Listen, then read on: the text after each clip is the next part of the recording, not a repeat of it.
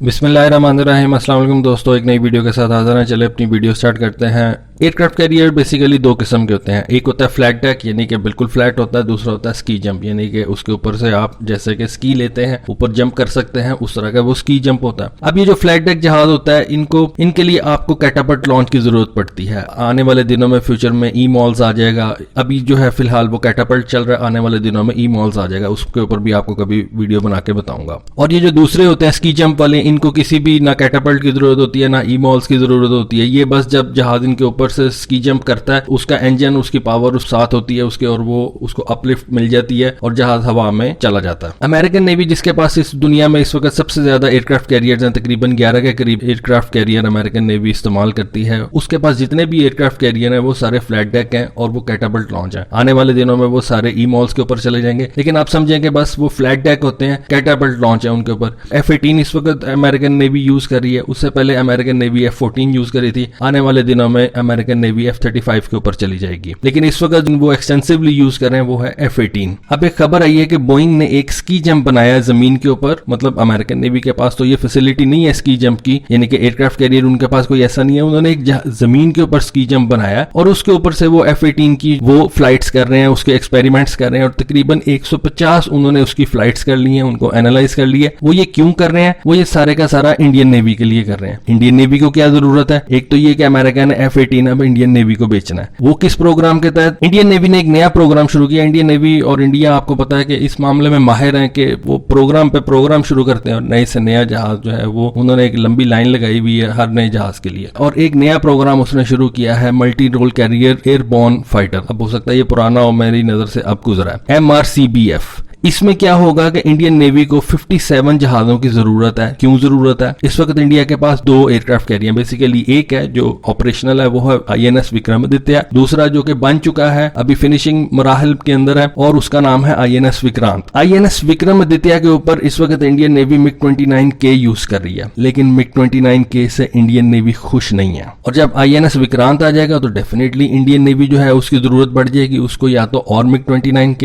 Induct करने पड़ जाएंगे या फिर वो किसी और जहाज की तरफ जाएगी। तो अमेरिका जो है वो अपना F-18 इंडियन नेवी को पिच कर रहा है कि आप F-18 लें, उसका ब्लॉक 3 लें, और अपना ये जो 57 नए जहाज आपने लेने हैं ये MRCBF प्रोग्राम के तहत, उसके लिए आप सिर्फ और सिर्फ F-18 लें। अभी आगे चल के मैं बताता हूँ इसमें और कौन कौन से जहाज इसमें कंपटीशन में है। इंडियन नेवी की बेसिकली एक शर्त है, वो है कि जो जहाज हो वो स्टोबार हो। अब स्टोबार क्या होता है? Short take off but arrested recovery. यहाँ पे इंडियन नेवी की एक शर्त है और वो शर्त है स्टोबार की। स्टोबार क्या होता है? शॉर्ट टेक ऑफ जहाज हो बट अरेस्टेड रिकवरी हो उसकी, यानी कि वो तार जो होती है उसको अरेस्टेड रिकवरी, उस सिस्टम को कहते हैं अरेस्टेड रिकवरी, यानी कि वो पीछे से उसका एक हुक निकलता है, वो जब लैंड करता है तो वो उस तार के अंदर फंस जाता है, और वो अरेस्टेड रिकवरी उस पूरे प्रोग्राम को कहते हैं। इंडियन नेवी ये कहती है कि शॉर्ट टेक ऑफ हो, यानी कि स्की जंप के साथ वो शॉर्ट टेक ऑफ हो और अरेस्टेड रिकवरी हो। इसके लिए अभी जो भी जहाज है वो MiG-29K तो यूज कर रहे हैं, लेकिन F-18 जो है जो ब्लॉक 3 है वो कैटोबार है। अब कैटोबार क्या होता है? Catapult launch but arrested recovery. अब उसको स्टोबार के मुताबिक बनाने के लिए अमेरिकन नेवी जो है या बोइंग आप कह लें, उसको F-18 के ऊपर नए एक्सपेरिमेंट्स करने पड़े और उसको थोड़ी सी ट्वीक्स एंड उसको करना पड़ेगा, थोड़ा सा चेंज करना पड़ेगा F-18 को स्टोबार के लिए, ताकि वो स्की जंप के लिए सर्टिफाइड हो जाए। जो दूसरे जहाज इस वक्त MRCBF प्रोग्राम के लिए कंपीट कर रहे हैं वो एक तो डेफिनेटली MiG-29K है, दूसरा F-18 है, मैंने आपको बताया, एक रफाल भी है। अब रफाल के पास एक एडवांटेज ये है कि वो इंडियन एयरफोर्स इस्तेमाल कर ली है, ठीक है, वो एक किस्म का एडवांटेज आ गया उसके पास। रफाल जो है वो कैटोबार लॉन्च है, यानी कि वो रफाल जो फ्रेंच नेवी यूज करती है वो भी कैटापल्ट के जरिए लॉन्च करती है। रफाल को अभी उन्होंने कोई ऐसा प्रोग्राम लॉन्च नहीं किया जिसकी खबर आई हो कि उन्होंने स्की जंप के जरिए इसको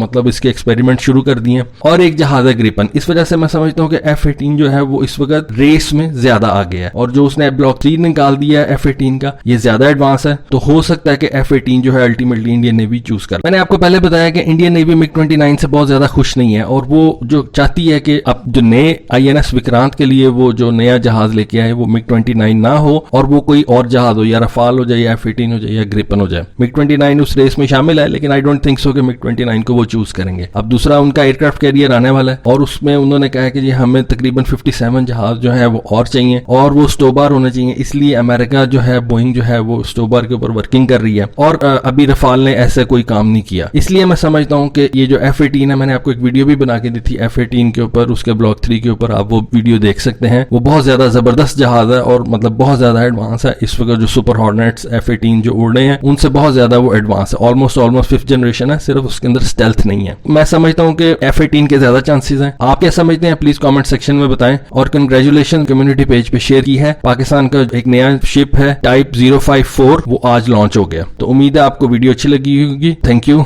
अल्लाह हाफिज।